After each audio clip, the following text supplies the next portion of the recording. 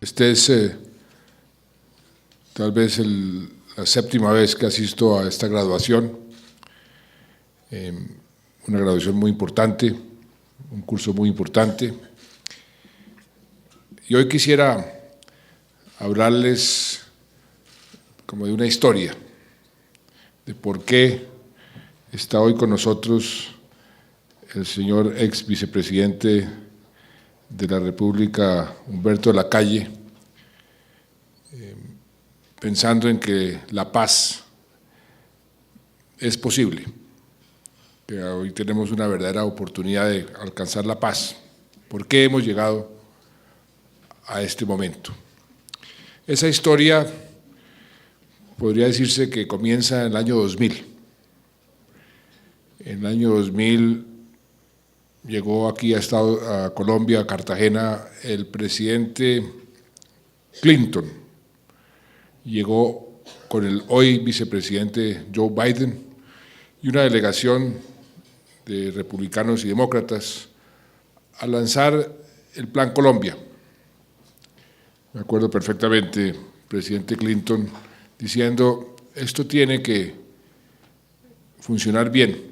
Nosotros, refiriéndose a los miembros del gobierno y los miembros del Partido Republicano, estamos invirtiendo un gran capital político en esta iniciativa y tenemos que hacerla funcionar. Y ahí se lanzó el Plan Colombia. Estábamos nosotros en una crisis económica que no habíamos vivido o sufrido en los últimos 70, 80 años. Estábamos a puertas de una cesación de pagos. Y me acuerdo que tuve la impertinencia de decir al presidente Clinton cuando preguntó al final de la ceremonia de lanzamiento del Plan Colombia que si había alguna observación, algún comentario para que ese Plan Colombia funcionara. Y yo alcé la mano y me dio la palabra y le dije, ¿usted se acuerda, presidente Clinton, el lema de su campaña? Me llamó, me miró, se sonrió, me dijo, ¿usted me está llamando estúpido? Porque el lema de la campaña es la economía, estúpido. Ese era su lema de campaña, por lo menos lo que utilizaba como propaganda para que votaran por él. Y dije, no, presidente, ni más faltaba, pero sí le estoy recordando que estamos en una situación muy delicada. Si no nos dan una garantía del Banco Mundial en los próximos 15 días, tenemos que declarar cesación de pagos. Y todo se viene abajo, y también esto que estamos hoy lanzando, que se llama el Plan Colombia. Él lo captó inmediatamente, me dijo, ¿en cuánto tiempo puede estar en Washington? Le dije, pues usted dirá, presidente. A los 3 días estaba yo en Washington con el secretario del Tesoro, se hizo la garantía, que era una garantía del Banco Mundial, nos volvieron a prestar plata, tuvimos recursos y la economía comenzó, después de reformas muy traumáticas y muy difíciles de aprobar en el Congreso, que se aprobaron, afortunadamente, comenzó la recuperación económica. Y uno de los primeros pasos que dimos cuando ya teníamos recursos, porque en ese momento no teníamos ni para la gasolina, para las fuerzas militares, con el entonces ministro de Defensa, Luis Fernando Ramírez, que era vicepresidente además, dijimos, tenemos que comenzar a fortalecer las fuerzas militares. Estábamos en pleno Caguán. Cuando yo acepté el Ministerio de Hacienda, yo le dije al presidente Pastrana, yo hago todo lo posible por arreglar la economía, pero no voy al Caguán. Y nunca fui como ministro de Hacienda. Había ido al principio del gobierno y me retiré diplomáticamente porque vi que eso no iba a funcionar. Con el ministro Ramírez nos sentamos. Estaba de comandante general el general Tapias, estaba comandante del ejército el general Mora. Hicimos como un repaso de cuáles eran las necesidades más apremiantes. Hicimos un gran esfuerzo económico, pero realmente no era mucha la plata que teníamos. Pero se inició ahí el fortalecimiento de las fuerzas. Luego llegó el presidente Uribe, el año 2002, aprobó un impuesto al patrimonio que significaba algo así como 1.6 billones de pesos, y se inició la política de seguridad democrática.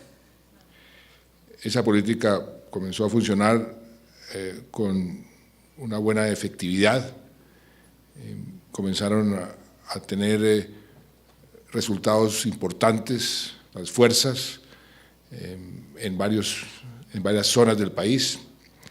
Esa política se llamaba democrática, me acuerdo muy bien que eso se hacía énfasis porque la palabra democrática quería decir seguridad para todos y también utilizando la Constitución y las leyes para lograr esa seguridad. Salto al 2006, cambio de gobierno, fui designado ministro de Defensa. En todo este periplo he tenido la buena fortuna de tener a Juan Carlos Pinzón al lado mío, el Ministerio de Hacienda como mi secretario privado y luego el Ministerio de Defensa como mi viceministro. Y apenas asumimos ese cargo, 20 de julio del año 2006, hicimos un análisis de la situación de las fuerzas, la situación con las FARC, con el ELN, y nos dimos cuenta que teníamos que fortalecer muchísimo más las fuerzas militares. Y no solamente fortalecerlas, sino que lo que se estaba haciendo no era suficiente. Y teníamos que hacer una serie de cambios en la doctrina, cambios en los procedimientos y darle más énfasis a ciertos sectores que no habían sido atendidos debidamente. Me acuerdo muy bien que el presidente Uribe me dijo, aquí hay una labor muy importante, no hemos podido tocar al secretariado, no hemos podido tocar los verdaderos objetivos de alto valor, hay que hacer un gran esfuerzo, y ese era uno de los objetivos principales. Entonces, simultáneamente hicimos dos cosas. Nos fuimos con el viceministro Pinzón a hablar con todos los empresarios, a decirles, es muy importante que ustedes apoyen un impuesto al patrimonio que realmente le dé a las fuerzas los recursos que requieren. Y para nuestra grata sorpresa, la respuesta de los empresarios fue casi que unánime y positiva. Estamos listos, entendemos la necesidad, sabemos que es prioridad y estamos dispuestos a hacer ese sacrificio. Con el apoyo de los empresarios, le presentamos al Congreso un impuesto al patrimonio que se aprobó en diciembre del año 2006 y que generó cerca de 8.2 billones de pesos. Eso ya eran unos recursos bien importantes. Al mismo tiempo, analizamos muy bien todo el funcionamiento de las fuerzas. ¿Qué descubrimos? Descubrimos que había una descoordinación entre las fuerzas, pero sobre todo entre las inteligencias de las fuerzas. Y eso había que corregirlo. Hicimos una serie de reuniones, la primera, recuerdo muy bien, fue en el Club de la FAC, aquí en la 66 con séptima, con los jefes de inteligencia, con los jefes de operaciones, con los comandantes, analizando qué estaba sucediendo, porque había un grupo que se llamaba Cancerbero, que reunía a todos los jefes de inteligencia que supuestamente daba la línea para perseguir, capturar o dar de baja los objetivos de alto valor, pero ese grupo no tenía a su haber ningún resultado. Y había hasta un chiste que decía que antes de que se terminara la reunión de ese grupo, ya el enemigo sabía qué se estaba discutiendo. En esa reunión de la FAC nos dimos cuenta que había un problema estructural, de confianza. Los que hacían las operaciones no tenían confianza en la inteligencia. Y por consiguiente, como ellos eran los que iban a poner el pecho y hacer las operaciones, arriesgaban sus vidas, pues ellos tomaban la precaución de hacer su propia inteligencia. ¿Y eso qué significaba? Pues que llegaba la información mientras la verificaban los que hacían las operaciones y hacían la operación, pasaban 5, 6, 8 días, 10 días.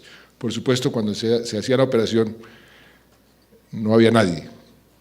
Y eso era operación tras operación, fracaso tras fracaso. Entonces dijimos, ¿qué tenemos que hacer para evitar esa falta de confianza? Fortalecer la inteligencia. Me acuerdo perfectamente que uno de los primeros pasos que di antes de haber sido nombrado ministro de Defensa fue ir a donde los británicos y pedirle ayuda a un viejo amigo mío, el ex primer ministro Tony Blair, a decirle, ayúdeme a mejorar la inteligencia. Los ingleses tienen una forma de operar la inteligencia muy diferente a los americanos. Los americanos les gusta competir entre las diferentes agencias, los ingleses les gusta es jugar en equipo y compartir todo. Y me pareció que eso para el caso nuestro era lo que se requería. Y siguiendo el modelo británico, nos propusimos que los jefes de inteligencia de las fuerzas militares y de la policía tenían que comenzar a compartir la inteligencia. Eso era un cambio de cultura. Ustedes, sobre todo los que están en inteligencia, saben que la inteligencia es información y la información es poder. Y cada uno se guardaba la información y la utilizaba de acuerdo a su conveniencia. Pero muchas veces llegábamos con un objetivo de alto valor y teníamos la mitad de la inteligencia que estaba en manos de la policía y la otra mitad que estaba en manos de la Armada. Cada mitad por sí sola no era una inteligencia adecuada. Si la sumábamos, ya era una inteligencia muy valiosa y muy pertinente. Fue un cambio de cultura difícil, porque había que cambiar la mentalidad, inclusive en algunos momentos tensionante, porque eran los propios comandantes de las fuerzas los que les decían a sus jefes de inteligencia, cuidadito, no vaya a dar toda la información. Me acuerdo que me tocó un día decirles a los jefes de inteligencia y a los comandantes que si lográbamos descubrir que alguno no había compartido la inteligencia que se tenía sobre un objetivo de alto valor, se tendrían que ir el comandante y el jefe de inteligencia. Comenzó a operar bien, comenzaron a compartir la inteligencia y comenzó la inteligencia a fluir hacia las operaciones y la inteligencia había mejorado tanto que quienes estaban haciendo las operaciones comenzaron a decir, hombre, esta inteligencia no hay que verificarla, y se generó esa confianza en la inteligencia por parte de quienes hacían las operaciones. Y para darles una idea, se bajó el promedio de tiempo que se tomaba entre la inteligencia y la operación, un promedio de 6 a 7 días a un promedio de 12 a 18 horas. Y ahí comenzó esa secuencia de golpes contundentes al secretariado. El primero fue, me acuerdo muy bien, el Negro Acacio, después Martín Caballero y después los miembros del secretariado que ustedes conocen, y eso comenzó a tener una muy importante consecuencia, un efecto muy importante en la correlación de fuerzas. La seguridad democrática continuó su avance, la gente comenzó a tener también más confianza, eso por supuesto tuvo un efecto muy positivo en la parte económica, en la parte de la percepción del mundo y la percepción misma de los colombianos en el futuro del país. Vino el cambio de gobierno y nos propusimos no solamente continuar, sino fortalecer lo que veníamos haciendo. En el cuatrienio anterior le agregamos a la palabra seguridad democrática una palabra: consolidación, consolidación de la seguridad democrática, que tenía un concepto diferente al que se venía aplicando, y era algo que se estaba discutiendo en ese momento en muchas partes del mundo. Me acuerdo que esa era una discusión permanente en Estados Unidos, que estaba en sus guerras allá en el Medio Oriente, y era la necesidad de ir controlando el territorio y manteniendo el control del territorio, que esa era la única forma realmente de ir derrotando al enemigo. Entonces el concepto de consolidación se introdujo en el año 2007-2008, y uno de los planes que se hace periódicamente pues se le llamó la consolidación de la seguridad democrática. Al mismo tiempo, en ese momento también veíamos la necesidad de mejorar el bienestar de las fuerzas. Creamos la Dirección de Bienestar y dentro de los recursos que habíamos conseguido, comenzamos a darle cada vez un mayor volumen a ese frente tan importante que era el bienestar de nuestras fuerzas. Eso se fue administrando, fuimos avanzando y, como digo, vino el cambio de gobierno. En ese momento dijimos, tenemos que construir sobre lo ya construido, tenemos que fortalecer todavía más las fuerzas, y propusimos un nuevo impuesto al patrimonio, parecido al impuesto que se había aprobado en el año 2006. Se aprobó el presupuesto en la reforma en el Congreso. Ese impuesto nos trajo más o menos la misma cantidad de dinero, algo un poquito menos, pero en total, entre el año 2006 a 2010 y del año 2010 a hoy, conseguimos como recursos extraordinarios 16 billones de pesos. Y eso también hicimos todo un ejercicio con las fuerzas de poder equipar a las fuerzas para que tuvieran lo que podríamos considerar dentro de esas limitaciones el estado del arte, o sea, lo mejor que se podía conseguir para que fueran cada vez más efectivas. Hicimos un ejercicio que duró mucho tiempo, fuerza por fuerza. Lógicamente que la lista de mercado era muy superior a lo que se podía conseguir, se podía adquirir. Fuimos priorizando, fuimos escogiendo en cada fuerza qué era lo realmente importante, y así comenzamos a hacer todas las adquisiciones y el fortalecimiento de las fuerzas. Simultáneamente, por el volumen de dinero, le dijimos al sector privado, ¿por qué no nos ayuda a vigilar cómo se están invirtiendo estos recursos?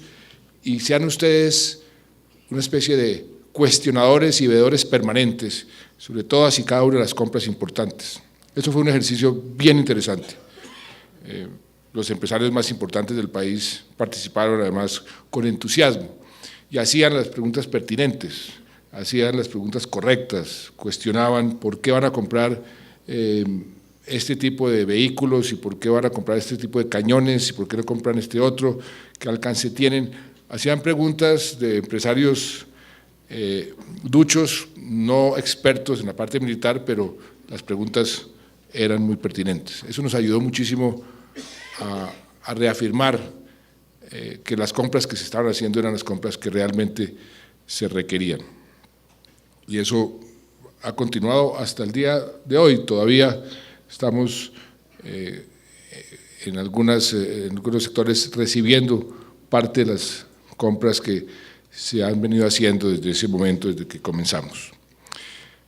Al mismo tiempo, hicimos un gran esfuerzo en mantener esa coordinación entre las fuerzas.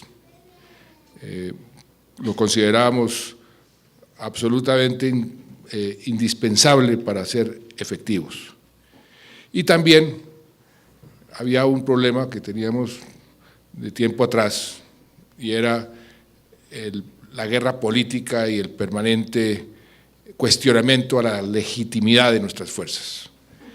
Hicimos un esfuerzo enorme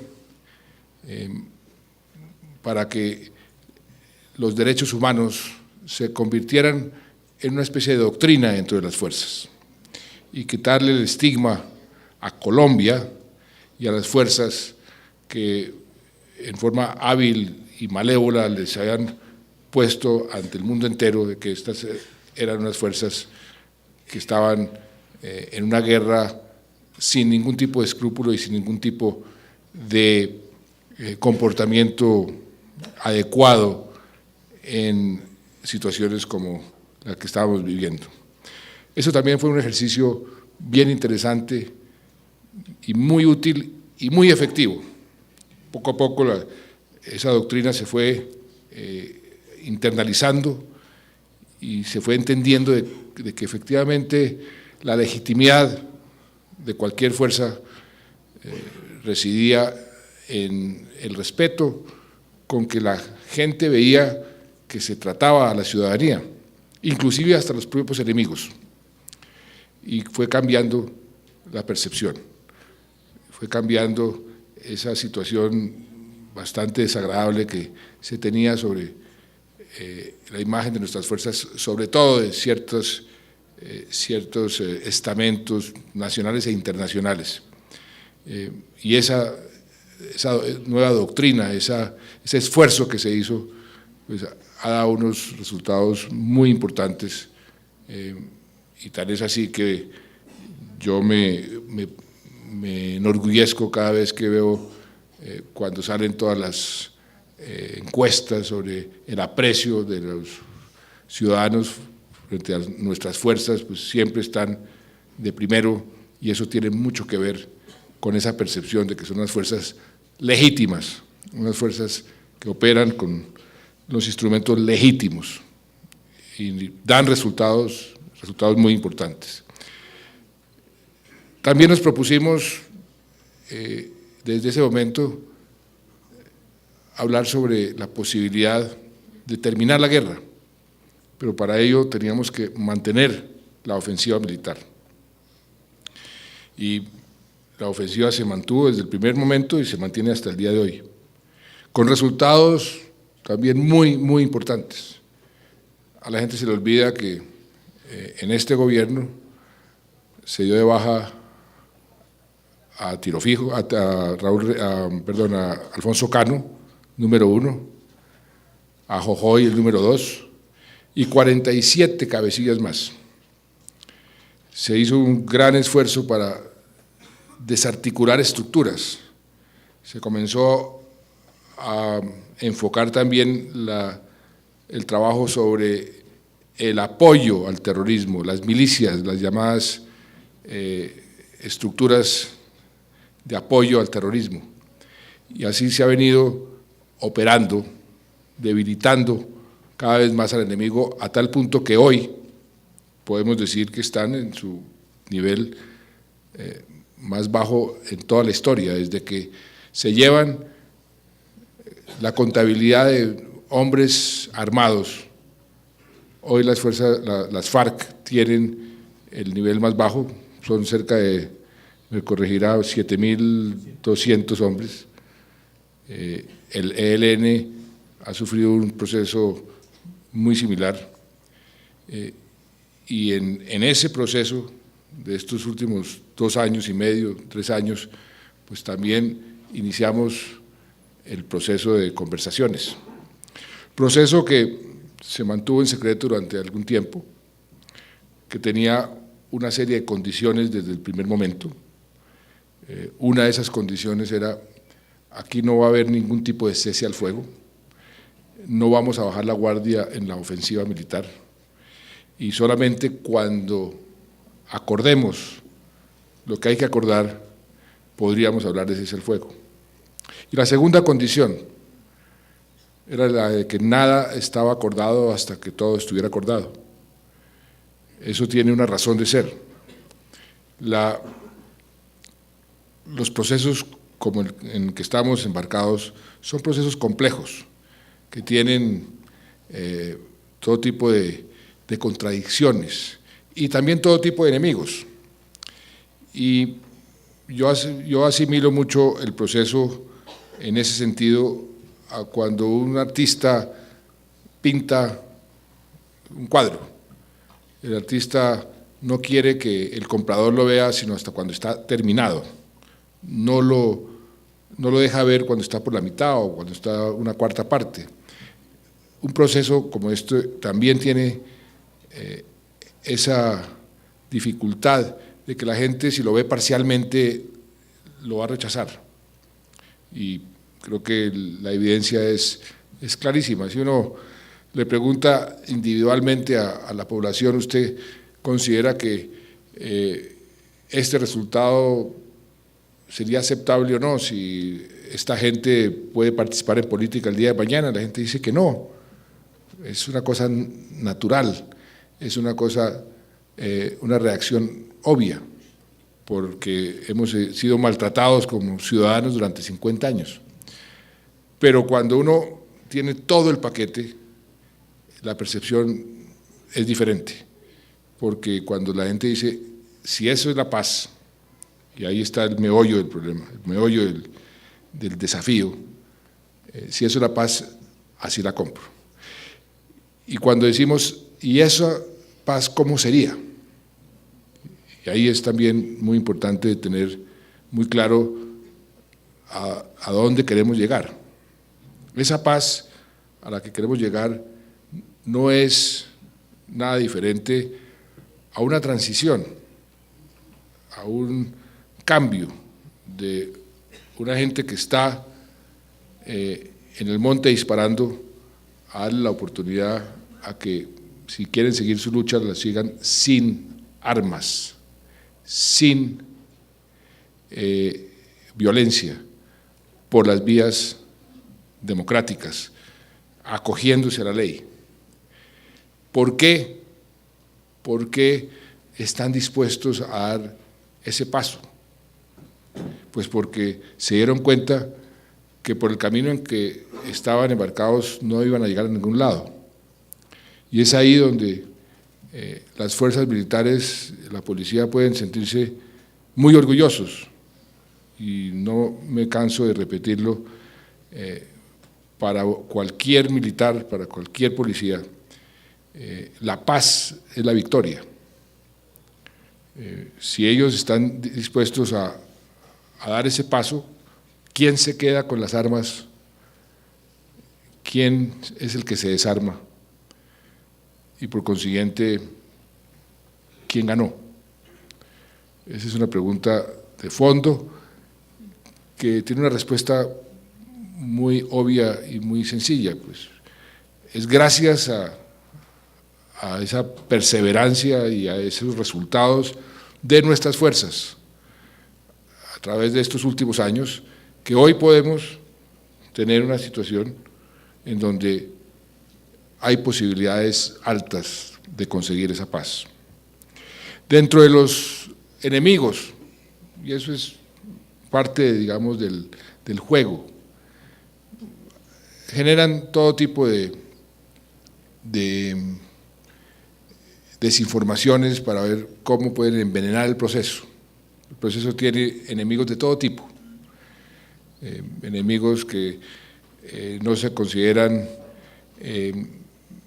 bien representados, enemigos que simple y llanamente les gusta vivir de la guerra, otros por razones políticas, cualquiera que sea, pero ahí juegan también con las armas de la guerra, que es la desinformación, que es sacrificar la verdad, y ahí también hay que tener también mucha paciencia, y mucha constancia y mucha perseverancia, porque nosotros desde el principio sabemos perfectamente hasta dónde podemos llegar y cuál va a ser esa paz que le vamos a presentar al pueblo colombiano.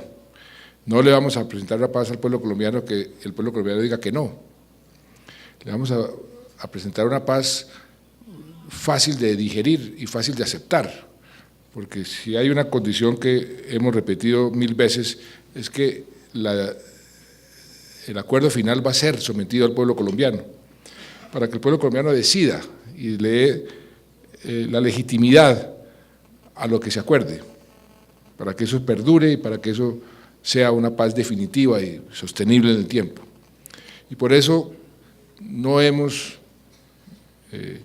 puesto en discusión nada de lo que los colombianos o nuestras fuerzas podrían considerar como fundamental. Y cuando digo nuestras fuerzas, lo digo porque, como se ha repetido en algunos círculos, que allá en La Habana se están negociando las fuerzas militares y o la policía, quiero aquí volver a reiterar una vez más lo que he dicho tantas veces. Ese punto ni siquiera está en la agenda, no va a ser discutido. Las fuerzas que vamos a tener después de lograr la paz será unas fuerzas que nosotros mismos, entre nosotros, vamos a discutir qué tipo de fuerzas vamos a tener, unas fuerzas modernas, fuertes. Aquí nadie está pensando en reducir la capacidad de nuestras fuerzas a la mínima expresión, como algunos han dicho, todo lo contrario, vamos a hacer una transición hacia unas fuerzas cada vez más modernas, cada vez más fuertes, porque hoy podemos decir, sin lugar a dudas, y eso creo que también es un motivo de orgullo para todos nosotros, que tenemos las mejores y mejor equipadas fuerzas armadas de nuestra historia, que así tenemos que mantenerlas, y que inclusive cuando mucha gente dice, pero es que ¿qué va a pasar con la seguridad después de que venga la paz, el posconflicto? ¿Se va a incrementar la seguridad? Yo les diría, mire que puede ser todo lo contrario, porque toda esta capacidad que estamos concentrando en esta ofensiva se puede trasladar también a aquellos focos de inseguridad que nos afectan a todos los colombianos. Entonces ahí hay una ganancia doble. Se pregunta la gente, ¿qué va a pasar con esta gente hacia el futuro? La respuesta es, pues habrá un proceso de justicia transicional, así es como se resuelven estos conflictos, aplicando un concepto que se llama la justicia transicional. ¿Eso qué quiere decir? Que vamos a respetar los derechos de las víctimas. Por primera vez en un conflicto de esta naturaleza, las víctimas están en el centro de la solución, y las víctimas tienen unos derechos, el derecho a la verdad, el derecho a la justicia, el derecho a la reparación, el derecho a la no repetición, y la justicia transicional exige que esos derechos se respeten y se van a respetar. O sea, aquí no va a haber eso que muchos dicen que va a haber, total impunidad. Eso no va a haber, no puede haber. Nadie ha hablado de impunidad en este proceso, entre otras cosas porque ya no estamos viviendo las épocas del M-19 cuando había total amnistía e indulto. Eso hoy no se puede. Tenemos además tratados internacionales que nos lo impiden. Está la Corte Penal Internacional, están las cortes, la Corte Interamericana. Nada de eso nos va a permitir eso que algunos nos acusan de estar ofreciendo total impunidad. No va a haber total impunidad. Va a haber, sí, una justicia transicional. Y en eso también quiero darles a ustedes toda la tranquilidad, porque dicen, no, aquí van a ver, se va a presentar la situación donde va a haber unos beneficios para estos bandidos que han maltratado a la ciudadanía durante 50 años, en cambio a nuestros soldados de tierra, mar y aire, nuestros policías, sí les van a aplicar la justicia plena. No, si tengan la seguridad de que si va a haber un acuerdo de paz y algún militar por A, B o C motivo cometió algún error, también va a tener los beneficios a que haya lugar. Y en eso quiero que también sean totalmente conscientes. No voy a permitir, ni nadie va a permitir que se presente esa situación que se está presentando de unos militares acusados y condenados por 40 años y la contraparte libre haciendo lo que se da la gana. Eso no va a suceder en este proceso. O sea, ahí va a haber una correlación, una consonancia en materia jurídica que no va a permitir que ese tipo de situaciones se presenten. Vamos en el proceso avanzando como en cierta forma teníamos previsto, un poco más lento. Los puntos de la agenda son puntos que tienen que ver con esa transición. Negociamos uno, el de el desarrollo rural, que tiene que ver con política pública. Lo que ahí se negoció tampoco es nada extraordinario, nada que ustedes o yo se vayan a escandalizar, es simplemente más desarrollo en el campo, una posibilidad de entregar tierras a los campesinos, de dar ciertas facilidades y de poner a producir el campo. No hay esas visiones de soviets estalinistas de la época de la Unión Soviética, en los años 60, nada de eso está en los acuerdos.